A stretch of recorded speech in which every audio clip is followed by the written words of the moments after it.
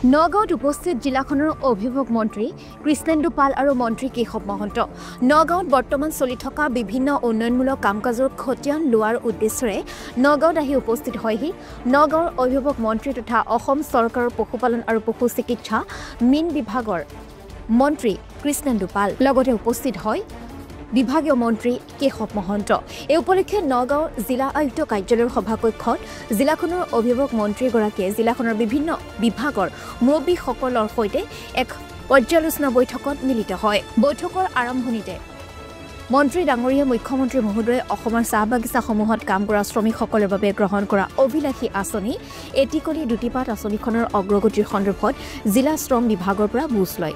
ইয়াৰ পাছতে মন্ত্ৰীগৰাকীয়ে লোক নিৰ্মাণ বিভাগৰ অধীনত চলি থকা কাম কাজসমূহৰ বুজ লয়। সভাত মুখ্যমন্ত্ৰীৰ আত্মনিৰ্ভৰশীল অসম, মুখ্যমন্ত্ৰীৰ মহিলা উদ্যমিতা অভিযান, জিলাখনত অৰুণোদয় 3.0 বৰ্তমান স্থিতি আৰু অগ্ৰগতিৰ সম্পৰ্কত দৃশ্য শ্ৰব্য মাধ্যমেৰে মন্ত্ৰীগৰাকীক অৱগত কৰা হয়।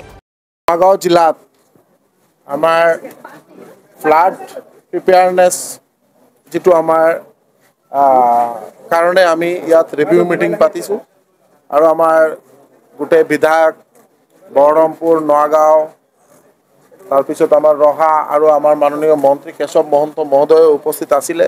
গোটেই ডিপাৰ্টমেণ্টৰ লগত ৰিভিউ হ'ল আৰু বিশেষকৈ আমাৰ ৱাটাৰ ৰিচোৰ্চ বা ডিজাষ্টাৰ মেনেজমেণ্ট যোনে চায় আমাৰ আমি ইয়াক আমি ৰিভিউ কৰিছোঁ যাতে আমাৰ কাৰণ অহা আৰু এতিয়া ৰেইনি ছিজন আপোনালোকে জানে যে এতিয়া এটা ৰেড এলাৰ্ট আছে যে অহা 10 দিন আকৌ বৰষুণ হ'ব পাৰে। তাৰ কাৰণে আমি এটা ফ্লাড এলাৰ্টনেছ এটা আমৰা ৰিভিউ মিটিং পাতিছোঁ। লগতে আমাৰ প্ৰত্যেককেইটা ডিপাৰ্টমেণ্ট PWD, তাৰপিছত আমাৰ এনিমেল হাজবেণ্ডাৰী, ভেটেনাৰী, ফিচাৰী বা আমাৰ ছ'চিয়েল ৱেলফেয়াৰ প্ৰত্যেকটা ডিপাৰ্টমেণ্টৰ ৰিভিউ হৈছে আৰু কামৰ অগ্ৰগতি চোৱা হৈছে যাতে আমাৰ যিটো টাৰ্গেট বেছ যাতে আমি কামবোৰ যাতে সোনকালে আমাৰ অহা অক্টোবৰ নৱেম্বৰৰ ভিতৰত আমি কমপ্লিট কৰিব পাৰোঁ তাৰ কাৰণে ব্যৱস্থা হাতত লোৱা হৈছে।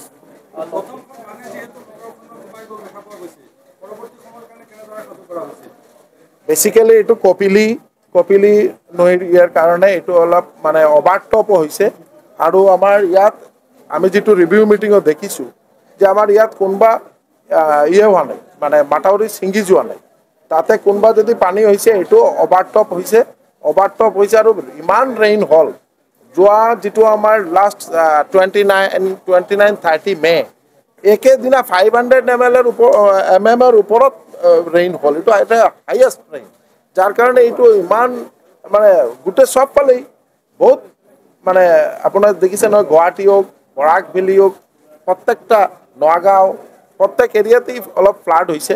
তাৰ কাৰণে আমি আকৌ ৰিভিউ কৰিছোঁ যাতে প্ৰিপেয়াৰনেছ থাকে। আকৌ অহা আৰু 10 দিন আমাৰ বৰষুণ হোৱাৰ এটা সম্ভাৱনা আছে। তাৰ কাৰণে আমি ৰিভিউ মিটিং কৰিছোঁ যাতে আমি প্ৰিপেয়াৰ থাকিব পাৰোঁ, যাতে সকলৰ সহায় কৰিব পাৰোঁ আমাৰ এই কাৰণে আমি আজি মিটিং হৈছে 100%। তাৰ কাৰণে অলৰেডি আমাৰ এইটো ছাৰ্ভে চলি আছে আৰু এইটো জিঅ'টেক কৰি এইটো অলৰেডি পঠাই দিয়া হ'ল আৰু আমাৰ এইটো ডিজাষ্টাৰ মেনেজমেণ্টৰ পৰা গভৰ্ণমেণ্টৰ তৰফৰ পৰা এইটো 100% তেওঁলোকৰ যিটো ক্ষয়ক্ষতি হৈছে ক্ষতিপূৰণ দিয়া হ'ব।